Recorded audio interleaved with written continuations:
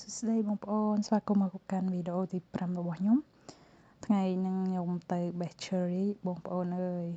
គឺថាសប្បាយញ៉ាំហើយបងប្អូនគ្រាន់តែមើល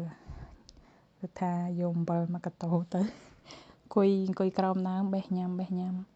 នឹងយកបេះភ្លក់ឯណាបងប្អូនក៏ពិតគេ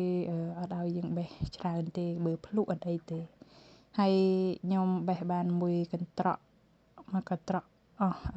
$33ជាងហើយដើមវាគឺច្រើនណាស់មួយដើមណាហើយអូយឆ្ងាញ់បងប្អូនបេះពីដើមភ្លាមអញ្ចឹងគឺឆ្ងាញ់ខ្ញុំជួយចិត្តញ៉ាំ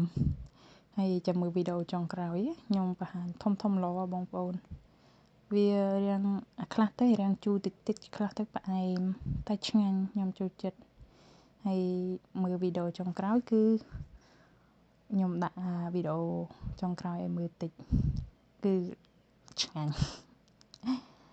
អត់មានអីនិយាយច្រើនគឺឆ្ងាញ់ហ្នឹងហើយនេះបងប្អូនចាំមើលថ្ងៃធំល្អបងប្អូនមានដឹកជាប់ដើម